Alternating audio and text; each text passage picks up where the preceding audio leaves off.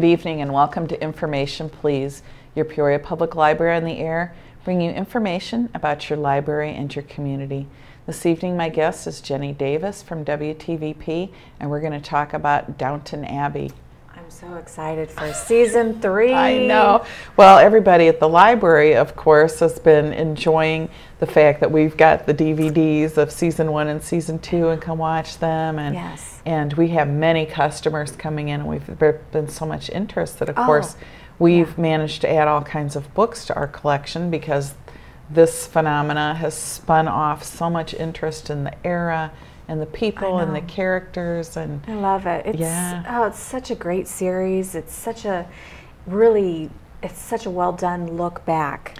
Yes. It feels so real. It does. It really feels like you are watching history. It does. It does. And I think the fact that we're coming up on the 100th year anniversary of World War I very quickly here. Yes. And, you know, we just had the anniversary of the sinking of the Titanic, and yes. that's when this is set. And anybody who's not seen it yet is going to want to get caught up. And I think, aren't you going to show us some of the, I know we had highlights a bit ago, and now. Well, season 2, PBS is re-airing season 2. So hopefully your viewers have been able to catch up on season 2. And then season 3 starts January 6th. Oh, so right around the corner. And, you know, we also have a Downton Abbey event that I know we're going to get to talk about too. We're going to talk about that, yeah. First, I'm going to show a little bit of some of what we have at the library. This book is called Upstairs and Downstairs, and it's the Illustrated Guide to the Real World of Downton Abbey. And that's what's also so exciting about this, whether you like the aristocrats or the kitchen maid, it covers all the people, and we love all the characters. But there's such a division between upstairs and downstairs, and but it really, the series really gets into their lives, lives, and those issues. There are no boundaries. I mean, they're dealing kind of with the same things. Yeah, you know, human beings are human beings. They love and heartbreak and deception and oh yes, exactly. The struggle to get ahead or the struggle to maintain your position. Oh yes. And it's a world that's gone, and we're fascinated by it. But the reason we're fascinated is because these people are so very real. Yeah, it's great acting. Yeah, and this next book, and I actually have this one here, is the Chronicles of Downton Abbey. Just came out recently, and I've already read it, and it's I want to read it. Yeah, we'll check it out to you straight from the library, but it's full of these lovely pictures of things, and this one goes into each character. So if you've been following along, and it might be a nice thing to read during the holiday week right before this starts if you can get a hold of it. And it's about season 3, but it doesn't give away season 3. But it does introduce the new characters. Each of the characters has a chapter, and they go into their background story and their motivations. And okay, so it does introduce Lady Cora's mother, who's joining the cast in season 3. Okay, great. That and a new footman. A new footman. There she is, right there. There's Lady Cora. That is one of the things I'm most excited about with season 3. The Dowager Countess Maggie Smith and Shirley MacLaine, who's joining the cast. The snippets that I've seen of the two of them together, it's just fireworks. Yeah, they're great. They are great. But there's all these wonderful pictures of things from the time, like, you know, here's tickets from the City of Dublin steam packet, and pictures, and you can get a sneak peek of some of the lovely costumes, and they often tell where these costumes came from. Are they an original? Were they created for the person? They talk about Bates, poor Bates in prison, and go into all the efforts to investigate what really happened. But it's so fun to read about them, and then needlework patterns, for the lady's maid that had to mend things. There's just so much information in here. I'm so glad you guys have done this, because it's such a great companion to to being a Downton Abbey fan, to be able to delve deeper into the history and you know, see how real it was. And, well, it's like everything that comes out that's like this, that's a big phenomena. Usually there's supplementary materials, and we have them because that's what people want. Right. Yeah. And then this book came out a while ago, but this one's Lady Almina and the Real Downton Abbey, and it's the lost legacy of Highclere Castle. Which I'm interested in that. Highclere Castle is actually the castle that they used to represent Downton Abbey.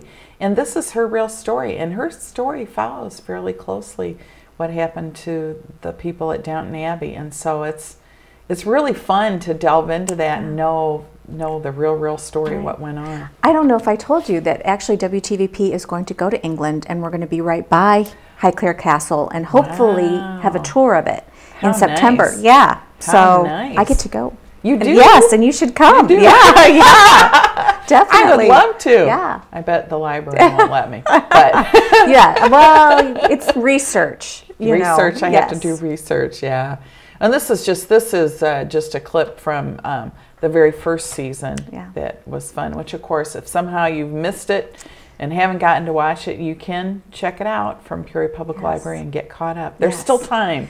Yes, I don't know about you. Spend a lot of time watching, but I don't know about you, but when I started watching it, it was like a marathon. Yeah. I watched it till 2:30 in the morning, and even then wanted to keep going, but I was falling asleep. So. Eyes couldn't stay awake. Yeah. And of course, here's season 2, which has finished this past year, and then season 3 is what's coming up. And I know that you can already pre-order it, you know, in places, and I'm sure the library has pre-ordered it and has copies of it. And so I don't know what date it's available, but after January it airs, 8th, probably January 8th, January which is 8th, you 2 can get days it. after it airs. Yes. Oh, all right, Yeah. all right, fun, yeah. So. And yeah, this book, The World of Downton Abbey, is about the first 2 seasons, and it has the same sort of thing where it delves into the characters. And I have read that book. Yeah, this one's great. Talks about, you know, everything that goes on, and so it's just a lot of fun if you can't get enough of it, or you'd like to watch it and then go read more and know more. Yeah.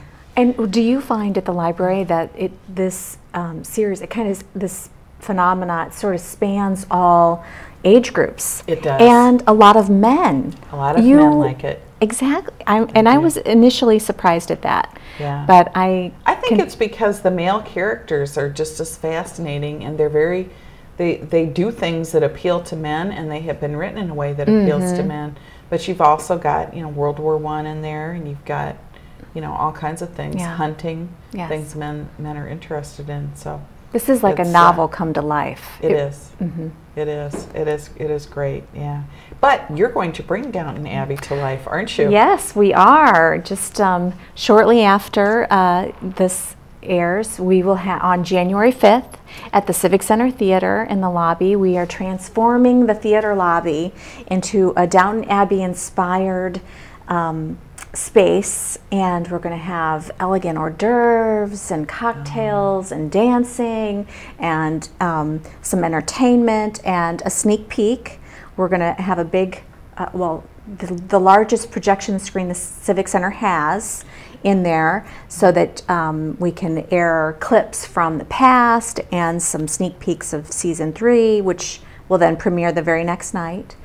And we're encouraging people to dress up, and you're helping me with that. Wasn't going to reveal that, but yes. Oh, yes. I am making Jenny a dress. Yes.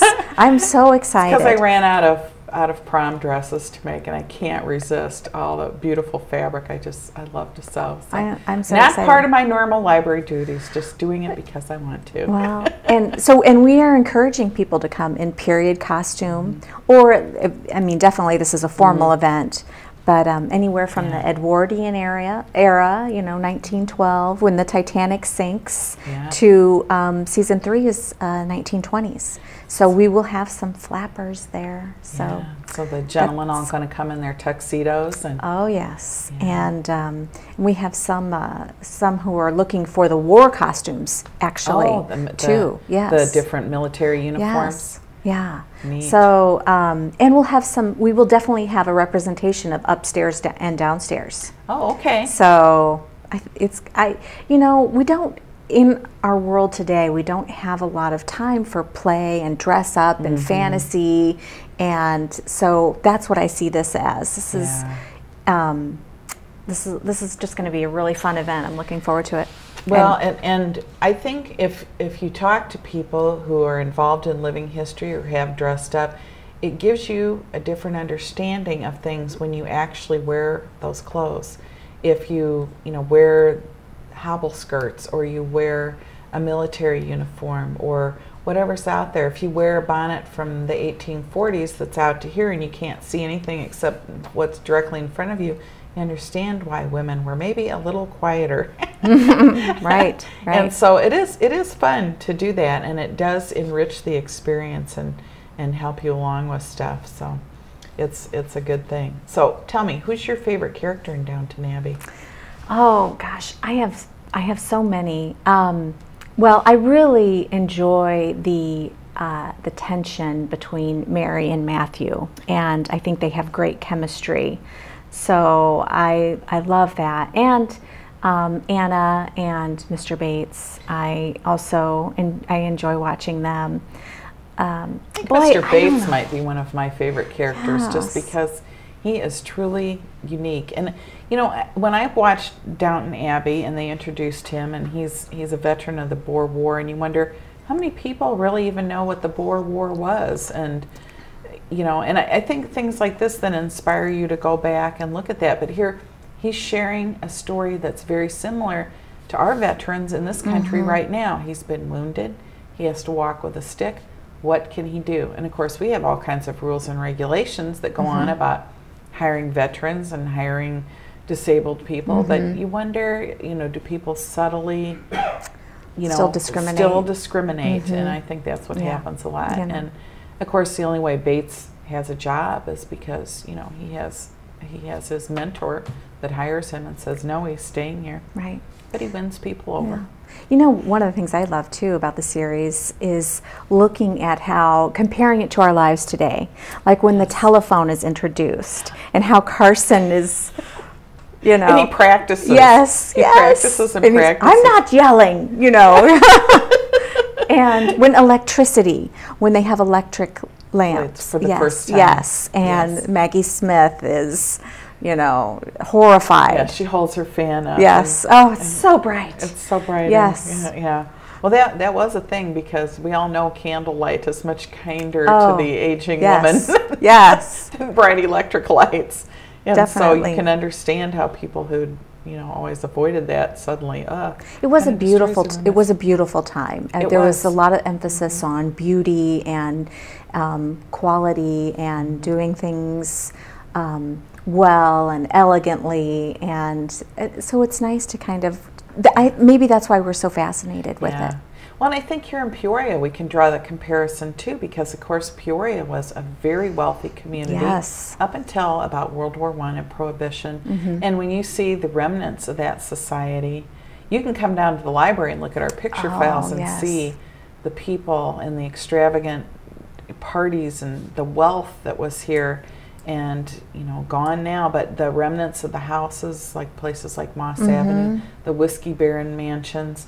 But when you look at what Peoria had, even as a frontier town, we had a public library, we had a symphony, we had a ballet, we have one of the oldest theater companies, we even have the oldest Santa Claus parade. Yes. So we had the money to do those things and do them well, and the remnants of those things linger. But when you look at some of the gifts to Peoria Public Library from the era of like 1880, 1890, 1900, people started to move from bigger homes to smaller homes, and many of the large paintings came to the library. There was no museum here, so the paintings, and I look at those and I think about that era when we had the opera, we had beautiful, fabulous opera singers that came here. Of course, we had that whole Play in Peoria thing. So I always think that Peorians may be a little bit fascinated with this, because we had a little bit of a touch of this here. We weren't just a farm town or a manufacturing town. Oh, we still have so much culture. We do. Truly. We do. And WTVP and the library bring a lot of that to people who may not have access to it otherwise. So that's a great thing. And well, we were lucky enough to partner fairly recently. Yes. When we brought the Dust Bowl, Ken Burns' newest documentary, The Dust Bowl, we partnered with the museum, the Peoria Riverfront Museum, and brought that on the giant screen. That was a great event. That was a lot of fun. Yeah, we brought our speaker, and you brought your documentary, and the museum brought their wonderful setting and their equipment, and we were able to enjoy that and see that, and that was a lot of fun to see that preview and then be able to see the documentary. And of course, then people run to the library because they want to know more.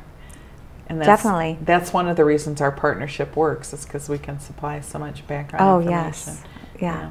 So do you know of any of the things that are coming up in this whole next year we should be with season 3? For WTVP for WTVP, for program-wise, I think we are really in a great period right now. We have a rich variety of programming, and Call the Midwife is a new series that has just taken off, and that is, again, a British import. It follows midwives in the 50s, and like Downton Abbey and Upstairs, Downstairs, it is done so well that you truly feel transported. I think you're right there. And so that's great. American Experience, which is one of my favorite programs. I know. It's hard for me to say which is a favorite, but American Experience is one that I can't tell you how many episodes I have in my DVR that are locked. Oh, yes. And the Abolitionists are coming up with American Experience. That will be an interesting topic. Yes, you'll have a lot of background material. We do. For that. Well, we just recently had, it's been a year now, had the Louisa May Alcott exhibit and talked so much about her experience as an abolitionist and her family's, and so I was surprised when I went back and looked in the old Peoria newspapers and things how much actually went on here in Peoria. So that'll be great. I can't wait to see that one. You know, another thing WTVP is really trying to promote, and again, this is a wonderful way that we can partner together, is it's called PBS Learning Media. And I know you know about it. We've talked about it. It's basically the best of PBS. So it is American Experience and Nova, Nature, all our programs. And it's aggregated in a digital online library that you can search by grade level, you can search by subject, but it's also augmented with trusted resources from like the National Archives, the Smithsonian, Harvard. You know that anything that you pull up on this website is going to be true, documentary level research, something that you can trust. Things that are valid, that you can trust and you can use. That's what we try to tell people, that you can use a search engine and you'll get a million answers, but how do you know which of this is valid information? And that's what we always say about, librarians can bring you the things that are real and true and trustworthy, and just as WTVP can through PBS. Sure, and that is a free resource that you just go online, and it's geared towards teachers, and we're promoting it for teachers to use to supplement their curriculum, but anyone can access it and use it. Yeah, and I was playing around on it and found FDR's typewritten speech to Congress right after the bombing of Pearl Harbor, and you can see it's scanned in, and you see his handwritten notes in the margin. Isn't that amazing? It's just like being in a museum. Exactly, and I mean, truly, it brings it to Central Illinois, whereas I don't have to travel to D.C. to go see it. You can see it right there and preserved forever. And well, of course, the great thing the library can do is that people don't always have up-to-date computers. A lot of people have limited access to the internet, but you come to the library, we've got high-speed Wi-Fi, so you can bring your laptop, your phone, your tablet, or you can use our computers and access all those things if you can't get to them at home. So, and it's so comfortable now with the it's very, very cozy and comfortable. I see people, the library is full of people with laptops and tablets and phones, and of course we have all the power ports you can plug things in, so that's no longer something that can keep you from using your own devices. And if I could you just need to let people come in their jammies, like Yeah. me. You know, You can come in your jammies if you want. Okay. You can come. All right. And of course, both at North Branch and at Maine, we do have the lounges that you can bring your lunch. If you're in the area and you've got your, you've got your brown bag at lunch or your snack, pop in. I've been amused lately because I've seen moms with small children doing the Cheerios and applesauce snack out in the lounge because they're out running errands or something, and they're going to come to story time or whatever, and they stop. And of course, you can have covered drinks in the rest of the library, but you can go ahead and eat. See a lot of people downtown coming up to Maine, and they go grab a magazine or a book and sit out there. And I love that new space, the glass enclosed space. Yeah, the lounge that used to be our old front entrance. That's, a lot of people don't realize. I've seen people park their car, walk right past our new front door, and walk all the way around to the old corner where the entrance used to be. So it's good to know that the entrance is at the parking lot now, which makes it a lot easier to access our building. And of course, people still object to paying the parking meters, but if we didn't have parking meters, people going to the federal courthouse or to work downtown would park there, and nobody from the wanted to use the library could. Right, so right. It's only 25 cents an hour. Yeah, that's a Peoria phenomenon. Yeah, it is. Not wanting to pay for parking. Yeah, it is. It is pretty funny, really. I know the museum has their paid parking, in which when we went to the Dust Bowl, I went into the new beautiful parking deck and was glad to pay a couple of bucks to be in this lit, warm space on a windy, cold night. Yes. And just go right into the museum for that. We'll have to think of our next partnership with them. Yeah, that will be great. That will be great. Do you have any idea what's coming up on Nova, which is another one of my favorites this coming year? Nova has, if you've watched it lately, it has kind of changed. It's a little more broken up into smaller segments, and the host's name escapes me right now. That's all right. But he's really, I find him really funny. And I'm not exactly sure what some of the new topics have been, are coming up. Some of the ones that have recently aired, there was a great one on Einstein's brain. And I don't know if you caught that. And how, no, I missed that one. I wish I had seen it. Maybe it'll be on in reruns. I didn't know, but Einstein's family did not want his body disturbed. Wow. And I don't know if that was a personal or a religious reason or why, but the doctor who did the autopsy didn't abide by their wishes, and he removed Einstein's brain secretly and kept it. Wow. Yeah, and cut it up in like 140 some pieces, and then proceeded to take it with him across the country as he changed jobs. Wow. And he took a number of pictures of it, and eventually he started letting people know that he had it because he wanted help studying it. And so Einstein's brain has been studied because of this doctor, and they did find that he has Einstein had a portion of his brain that is different than any other brain that they have studied thus far. Well, that's interesting. Yeah, so it's not that the rest of us just don't try hard enough. He actually did have something physical that made him different. And if I had a better brain, I'd remember what part of his brain was different. Well, I'm sure we could find out at the library if we can't. Can't immediately access the Nova, but perhaps you can on the learning. That's one of the things I love. The libraries that I use is the biographies. Yes. And the biographies and the autobiographies. I love that. Yeah, they're great. I like the needlecraft books. One of my favorite things is you have to study up because you're making my dress. Yeah, I don't have to study that one. That one I know how to do. I might not be able to like crochet gloves from the World War I era, but that I don't know. But that's the thing about the library and about WTVP both, is there's something for everybody there. There is.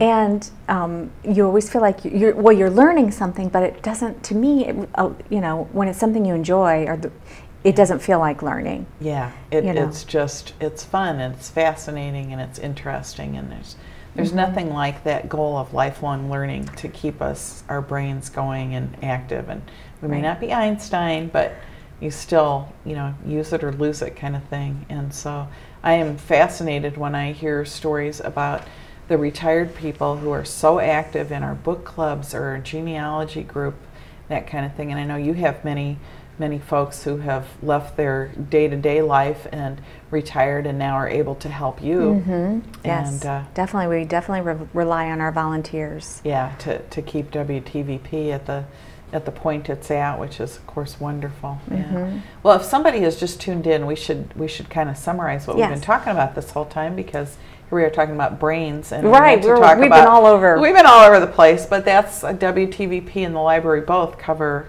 any topic you can think of, just about. We've been talking about Downton Abbey, and season 3 starts on January 6th. Yes. Is that it? Yes. Which is probably a Sunday night, isn't yes. it? Yes, Sunday nights. Yeah, and so right before that, though, you're having your fundraiser. And tell us about that again, what it's going to be. We're having an evening inspired by Downton Abbey at the Civic Center in the theater lobby, which we're going to transform. And it's going to be an elegant evening of fine hors d'oeuvres and cocktails and dancing and some entertainment, including a sneak peek of season 3 and some looks back at seasons 1 and 2, some interviews with the actors, just a tantalizing tidbits. Just be able to see little bits and pieces. But mostly it's a big party. It's a big fun party like they would have had in the Downton Abbey era. And so we're of course encouraging people to dress up. A lot of people will come in period costume, but as long as you come in formal attire, that's all that's required. Yes. Formal attire. And all the details are online at WTVP.org. Okay. How to get tickets, and so yeah, I'm really excited. Yeah, that's going to be a lot of fun. Yeah. Well, Jenni, thanks so much for taking time to come and talk to us, and we'll have to be back on here and tell people about our next partnership. Yes, definitely. Thanks so much for tuning in, and you can check out all sorts of books and DVDs about Downton Abbey if you're a Downton Abbey fan. Everybody loves Downton Abbey, and if you need some information on how to recreate your costume, you can find that at the library too, up in the sewing section. The librarian would be glad to help you find that if you can't find it on our catalog. We have all kinds of projects and programs going on. Just check our website or pick up our newsletter. We'll see you next week on Information Please.